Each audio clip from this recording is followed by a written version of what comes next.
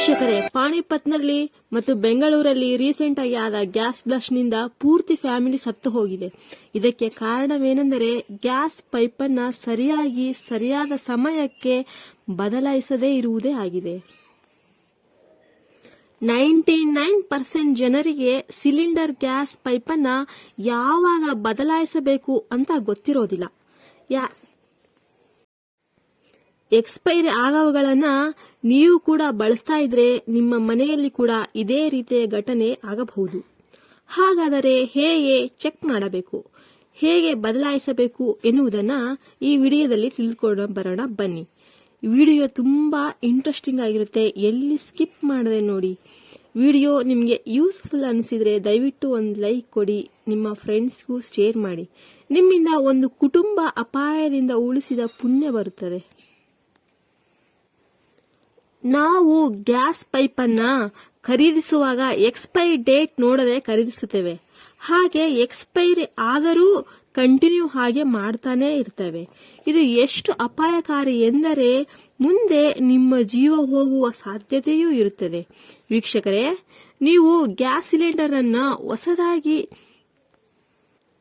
ಉಪಯೋಗಿಸುತ್ತಿದ್ದರೆ ಸಿಲಿಂಡರ್ಗೆ regulator ಅನ್ನ attach ಮಾಡುವ ಸಂದರ್ಭದಲ್ಲಿ ಸಾಕಷ್ಟು ಮುನ್ನೆಚ್ಚರಿಕೆ ವಹಿಸಬೇಕಾಗುತ್ತದೆ.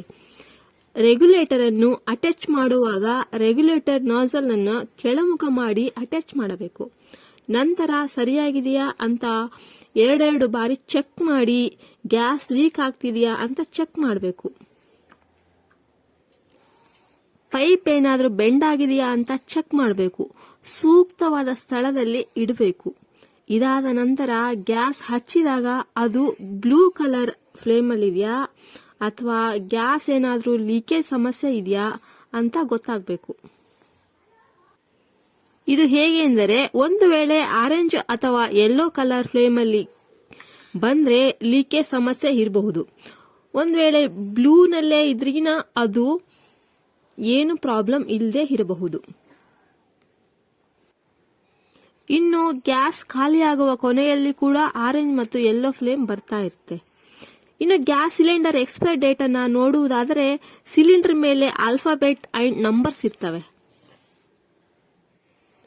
ಎ ಇದ್ದರೆ ಜನವರಿಯಿಂದ ಮಾರ್ಚ್ ವರೆಗೆ, ಬಿ ಇದ್ದರೆ ಏಪ್ರಿಲ್ ನಿಂದ ಜೂನ್ ವರೆಗೆ, ಸಿ ಇದ್ದರೆ ಜುಲೈನಿಂದ ಸೆಪ್ಟೆಂಬರ್ ವರೆಗೆ, ಡಿ ಇದ್ದರೆ ಅಕ್ಟೋಬರ್ ನಿಂದ ಡಿಸೆಂಬರ್ ವರೆಗೆ.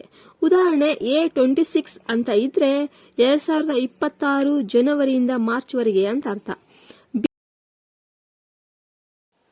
ಇನ್ನ ಪೈಪ್ ನ ಎಕ್ಸ್ಪೈರಿ ಡೇಟ್ ಅನ್ನ ಹೇಗೆ ಚೆಕ್ ಮಾಡೋದು ಅಂತಂದ್ರೆ, ಪೈಪ್ ನ ಮೇಲೆ ಇದನ್ನ ಮೆನ್ಷನ್ ಮಾಡಿರ್ತಾರೆ.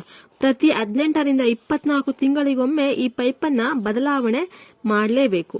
ಒಂದು ವೇಳೆ ದುರಂತ ಎಕ್ಸ್ಪೈರ್ ಡೇಟ್ ಒಳಗೆ ಆದ್ರೆ ಕಂಪನಿ ಅದರ ಜವಾಬ್ದಾರಿ ವಹಿಸಿಕೊಳ್ಳುತ್ತೆ.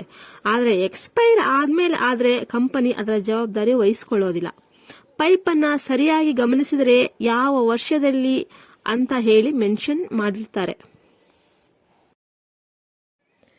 ಇನ್ನು ಇದು ನಿಮಗೆ ಗೊತ್ತಾಗದೇ ಇದ್ರೆ ಪೈಪ್ ಮೇಲಿನ ನಂಬರ್ ಅನ್ನ BSI ಕೇರ್ ಆಪ್ ಅಲ್ಲಿ ಹೋಗಿ ಸರ್ಚ್ ಮಾಡಿದ್ರೆ ಗ್ಯಾರಂಟಿಯಾಗಿ ನಿಮ್ಗೆ ಪೈಪ್ ನ ಎಕ್ಸ್ಪೈರಿ ಡೇಟ್ ಗೊತ್ತಾಗುತ್ತೆ. ಮನೆಯಲ್ಲಿರುವ ಸಿಲಿಂಡರ್ ನ ಈಗಲೇ ಹೋಗಿ ಚೆಕ್ ಮಾಡಿ, ಲಾಸ್ಟ್ ಟೈಮ್ ಯಾವಾಗ ಪೈಪ್ ಅನ್ನ ಬದಲಾಯಿಸಿದ್ರಿ ಅಂತ. ನಿಮಗೆ ವಿಡಿಯೋ ಯೂಸ್ಫುಲ್ ಅನಿಸಿದ್ರೆ ಶೇರ್ ಮಾಡಿ, ಸಬ್ಸ್ಕ್ರೈಬ್ ಮಾಡಿ.